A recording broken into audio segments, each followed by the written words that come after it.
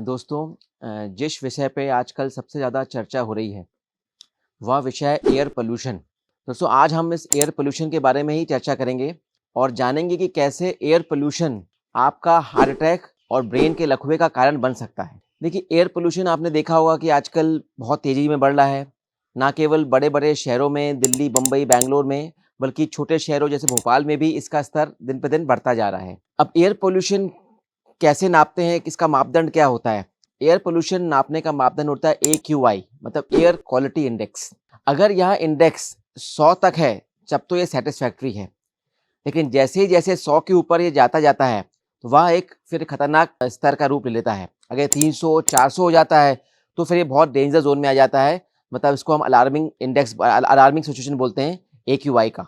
अब air pollution देखिए दो तरीके से हो सकता है। एक तो होता है आउटडोर पोल्यूशन और एक होता है इंडोर पोल्यूशन। आउटडोर पोल्यूशन का प्रमुख कारण होता है कि जो ट्रांसपोर्ट, रोड ट्रैफिक के जरिए जो होता है, इंडस्ट्रियल पोल्यूशन होता है, एग्रीकल्चरल पोल्यूशन होता है, उससे जो डस्ट निकलती है वो आउटडोर पोल्यूशन। इंडोर पोल्यूशन जो आपके अंदर में ह्यूमिड एटमॉस्फेयर रहता है, जो आपके अंदर ये कई पेस्टिसाइड्स रहते हैं, गार्डन से पोल्यूशन कई बार हो जाता है, और भी जो बायो वेस्ट कई बार होते हैं, पैसिव स्मोकिंग होती है, ये सब इंडोर पोल्यूशन का कारण बनते हैं।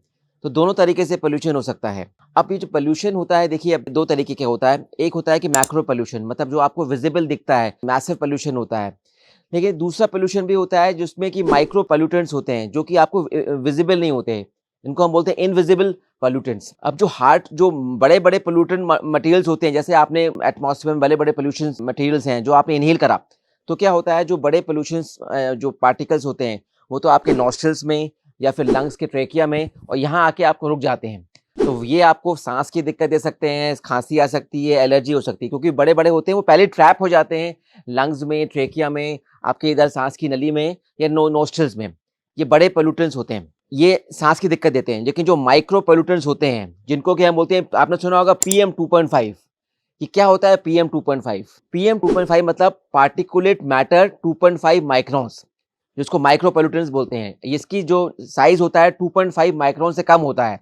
अगर आप एक बाल लें तो ये बाल इससे 30 गुना ज्यादा चौड़ा होता है, तो इतना पतला होता है PM2.5 माइक्रोन्स। तो ये इनविजिबल होता है, कई बार दिख भी नहीं पाता अपन को एटमॉस्फेयर में। तो ये जो PM2.5 माइक्रो पोल्यूटेंट्स होता है, जब आप इनहेल करते हैं तो वो आपका ट्रेकिया को बाईपास करते, लंग्स को बाईपास करके ब्लड सर्कुलेशन में चला जाता है। अब जब ये PM2.5 ब्लड सर्कुलेशन में जाता है तो फिर ये ब्लड को डैमेज करता है, फिर इससे हार्ट अटैक होता है। कैसे होता है? ये जब ब्लड स्ट्रीम में जाके आपके हार्ट के ब्लड वेसल्स, आपके ब्रेन के ब्लड वेसल्स में जाता है। अब उस ब्लड वेसल्स में जब PM2.5 पार्टिकुलेट मैटर जाते हैं तो उसमें एक इन्फ्लेमेशन को नाइडस क्रिएट करते हैं, उसको इन्फ्लेमेशन कैस्केड को एग्रीगेट करते हैं, उसको चालू करते हैं। जब इन्फ्लेमेशन होता है तो उसमें वेरियस जो नेगेटिव कंपोनेंट्स होते हैं, साइटोकाइंस होते हैं, वो जनरेट होते हैं। फ्री रेडिकल इंजरी करते हैं ब्लड वेसल्स को, एंडोथेलियल डैमेज होता है। तो उससे क्या होता है कि आपकी जो ब्लड के कोगुलेंट फैक्टर्स होते हैं जिसमें क्लॉटिंग होती है, वो प्रेसिपिटेट हो जाते हैं, वो एक्टिवेट हो जाते हैं। तो उससे ब्लड की क्लॉटिंग बढ़ जाती है। जैसा कि आप सबको मालूम है, जबकि अगर हार्ट में ब्लड की क्लॉटिंग बढ़ जाती है तो हार्ट के ब्लड वेसल्स चोक हो जाते हैं, जिससे कि अटैक आ सकता है। यही बात अगर ब्रेन के ब्लड वेसल्स चोक होने लगते हैं तो ब्रेन का अटैक आ जाता है।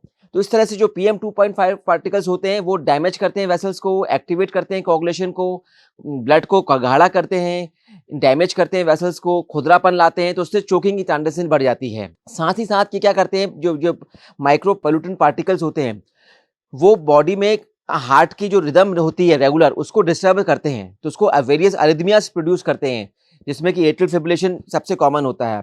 तो जब एट्रियल फिब्रिलेशन होता है तो हार्ट डैमेज होता है। साथ ही साथ एट्रियल फिब्रिलेशन से हार्ट के अंदर क्लॉट बनने की टेंडेंसी बढ़ जाती है, और यही क्लॉट कई बार ब्रेन में चला जाता है, जिससे कि स्ट्रोक हो जाता है। तो ये वेरियस मैकेनिज्म होते हैं जिससे कि जो माइक्रो पोल्यूटेंट्स होते हैं, ये PM2.5 पार्टिकल्स आपके हार्ट के वेसल्स को डैमेज करके आपको हार्ट अटैक का कारण बन सकते हैं।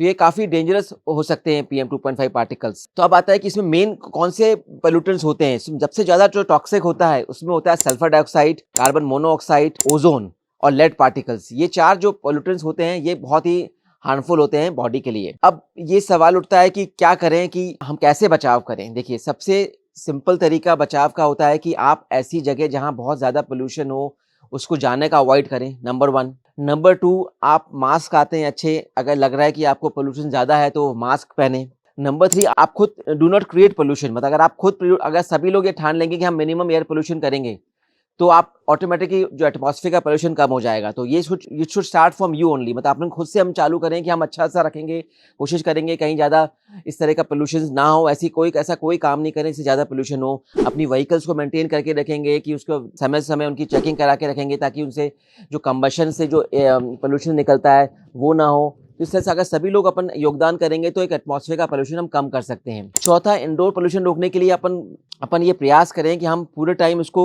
कवर ना रखें। इसको एक क्रॉस वेंटिलेशन बहुत ज़रूरी होता है। मतलब एक ऐसा रखें कि एयर अंदर बाहर जाती रहे बीच बीच में। अगर बहुत समय तक उसमें क्रॉस वेंटिलेशन नहीं होगा, पूरा सेंट्रलाइज एसी रहता है, तो वो भी कई बार ह्यूमिडिफिकेशन के कारण वो भी पोल्यूशन का केंद्र बन सकता है। तो समय समय पे खिड़कियां खोल के, दरवाजे खोल के क्रॉस वेंटिलेशन बहुत ज़रूरी है कि वो करना। और ये आप बहुत ध्यान रखें कि ऐसा नहीं कि आपने कभी एक बार आपका पोल्यूशन से एक्सपोजर हो गया तो आप सोचें कि मुझे अटैक आ जाएगा। ऐसा बिल्कुल भी नहीं, बिल्कुल घबराए नहीं। ये हार्ट को डैमेज जब होता है जब आप प्रोलॉन्ग एक्सपोजर लेते हैं। मतलब आप ऐसी जगह पे रह रहे हैं जहाँ प्रोलॉन्ग एक्सपोजर हो रहा है, प्रोलॉन्ग पैसिव स्मोकिंग हो रही है, प्रोलॉन्ग इंडस्ट्रियल पोल्यूशन होता है। जब प्रोलॉन्ग एक्सपोजर होता है, जब लगातार PM2 पार्टिकल्स आपके ब्लड सर्कुलेशन में जाते हैं, जब ये हार्ट अटैक का कारण बन सकते हैं। एक बार का एक्सपोजर हो गया, सडन एक्सपोजर हो गया, तो उससे आप मत सोचिए कि एक बार से हो गया तो मुझे अटैक आ जाएगा। ऐसा नहीं होता। पर्सिस्टेंट जब पोल्यूशन की प्रॉब्लम होती है, जब ये हो सकते हैं। तो दोस्तों, फिर एयर पोल्यूशन को आप हल्के में ना लीजिए, इससे अवॉइड करिए। और जैसे मैंने आपको बताया कि ये आपका हार्ट अटैक का कारण भी बन सकता है, तो इसको ध्यान रखें ऐसे चीज़ों का। अब जैसे आप देख रहे हैं कि अब इस समय ठंडों में एयर पोल्यूशन बहुत ज़्यादा हो जाता है, तो इस सब बातों का अगर आप वीडियो का ध्यान से देखेंगे तो कैसे क्या होता है, तो आप इसका मुझे पूरा यकीन है कि आप इसके जो हार्मफुल इफेक्ट से अपन बच सकते हैं। और इस एयर पोल्यूशन और हार्ट अटैक के बारे में आपको कुछ भी इन्फॉर्मेशन चाहिए तो मुझे ड्रॉप बॉक्स में लिखें, मैं इसको जवाब तुरंत दूंगा। मैं डॉक्टर पंकज मनोरिया हूँ, मैं एक हृदय रोग विशेषज्ञ हूँ और मनोरिया हार्ट हॉस्पिटल में लगभग 15 साल से कार्यरत हूँ। धन्यवाद।